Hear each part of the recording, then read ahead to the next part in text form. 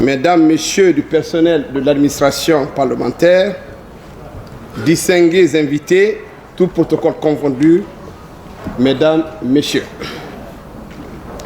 Le retour au sein de l'hémicycle de l'opposition républicaine suite à la conclusion de l'accord politique du 20 août 2015 a coïncidé avec cette session extraordinaire de l'Assemblée nationale convoquée pour l'examen du projet de loi de finances rectificative 2015.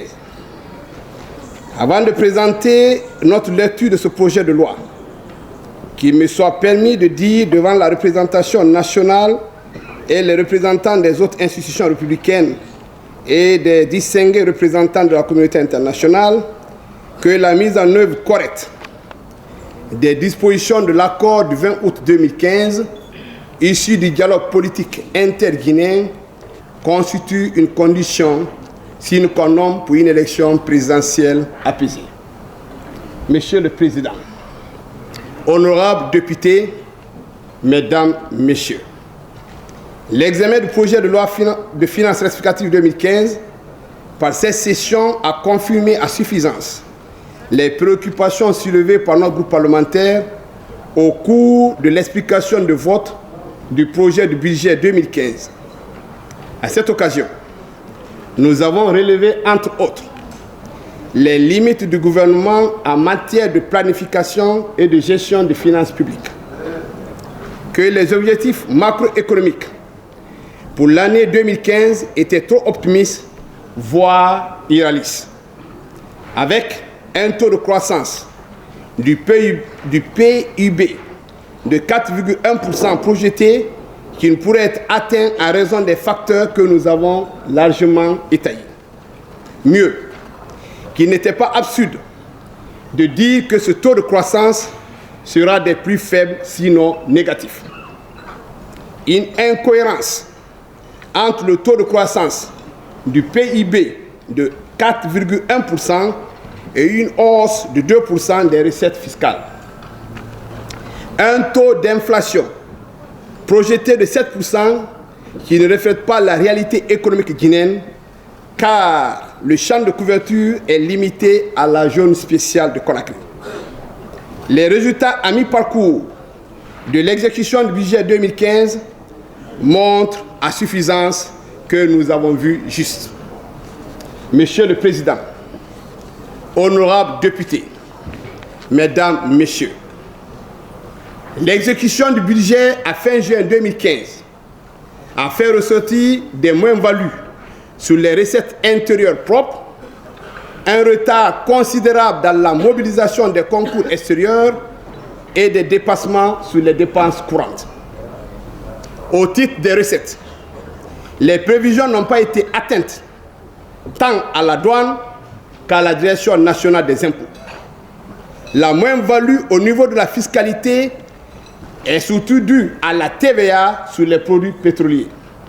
Toutefois, des poches de recettes inexploitées et ou mal gérées subsistent encore, notamment dans le secteur de la téléphonie mobile, de la pêche, de la vente des domaines publics le long du littoral de Conakry à Dubrika, des mines avec Folkaria Mining Company, etc. S'agissant des concours extérieurs, le manque à gagner a été de l'ordre de 634 000 milliards de francs guinéens. En plus, il faut souligner qu'un flou persiste sur la gestion des concours extérieurs mobilisés dans le cadre de la riposte contre l'épidémie hémorragique à virus Ebola. Ce qui a conduit bon nombre de Guinéens à parler d'Ebola business.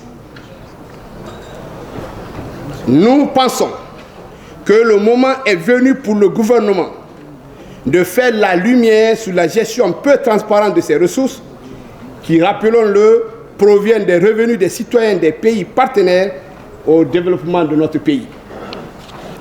En ce qui concerne les dépenses, il faut noter que malgré les efforts fournis dans la régulation budgétaire, des dépassements ont été enregistrés au niveau des dépenses courantes.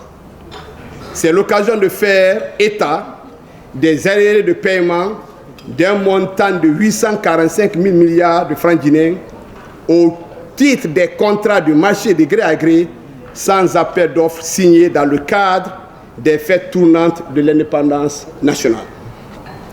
Est-il besoin de rappeler que les centres de décision pour l'opportunité des dépenses ont été en dehors du circuit normal et au-dessus des responsables requis en la matière, avec pour conséquence l'exécution des dépenses extra-budgétaires. Au plan de la politique monétaire, il faut dire que les autorités monétaires ont perdu le contrôle du financement bancaire à l'État. Ainsi, l'endettement de l'État auprès du système bancaire a dépassé les prévisions avec un niveau plus élevé que prévu à la Banque centrale, entraînant ainsi une création monétaire et de facto source d'inflation. Au cours de la même période, les réserves de change des banques primaires ont fondu de 88%. Vous comprendrez avec moi, chers collègues, les raisons de la hausse des coûts de devises étrangères par rapport aux francs guinéens sur le marché. Monsieur le Président, honorables députés, Mesdames, Messieurs, les objectifs macroéconomiques du projet de loi de finances rectificative 2015 nous paraissent peu fiables, surtout en ce qui concerne le taux d'inflation qui passe de 7% à 9% en glissement annuel et le niveau des réserves de change fixé à 3 mois d'importation. S'agissant des réserves de change, il faut faire observer qu'avec la faiblesse des concours extérieurs, la baisse drastique des réserves de change des banques primaires, le ralentissement des activités dans le secteur des métaux précieux, dû à la baisse des cours mondiaux de l'or et en l'absence d'instruments de politique monétaire fiables, cet objectif reste très élevé. Les grandes masses du projet de loi des finances rectificative pour 2015 indiquent une hausse de recettes qui passe de 18,48% à 20,32% du PIB. Les dépenses, quant à elles, baissent de 2,11% du PIB imputable à l'effet combiné d'une hausse des dépenses courantes et d'une baisse des dépenses en capital. A priori, il faut remarquer que ce projet de budget rectifié est très fragile en raison d'abord de la lenteur dans la mobilisation des concours extérieurs, des incertitudes sur les recettes intérieures imputables à l'attentisme des opérateurs économiques en période électorale et de la pression sur les dépenses. Monsieur le Président, honorables députés, Mesdames, Messieurs, le contexte économique de notre pays, les tensions sociales, la situation politique tendue et l'arrêt de plusieurs projets miniers montrent à suffisance que le gouvernement ne pourra pas réaliser les objectifs macroéconomiques fixés dans le projet de loi de finances rectificative. À notre avis, il faut plus de rigueur et de transparence dans la mobilisation des recettes de l'État, notamment dans le domaine de la pêche, de la téléphonie mobile, du cadastre, de l'environnement et du secteur minier.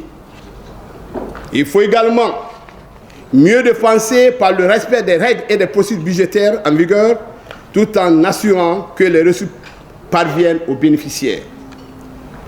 Cela n'est possible que s'il y a une volonté politique. C'est à ce prix que la lutte contre la pauvreté sera une réalité dans notre pays. Mais hélas, tel n'est pas le cas dans notre cité.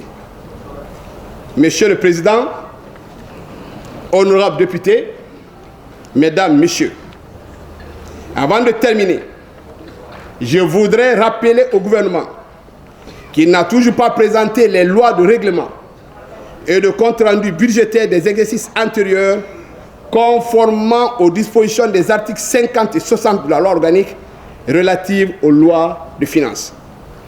En effet, en raison de toutes les insuffisances que je viens d'évoquer, je demande à l'ensemble des députés de s'abstenir de voter le projet de loi de finances rectificative 2015 soumis par le gouvernement. Je vous remercie pour votre bien aimable attention J'ai dit, je vous remercie. Merci.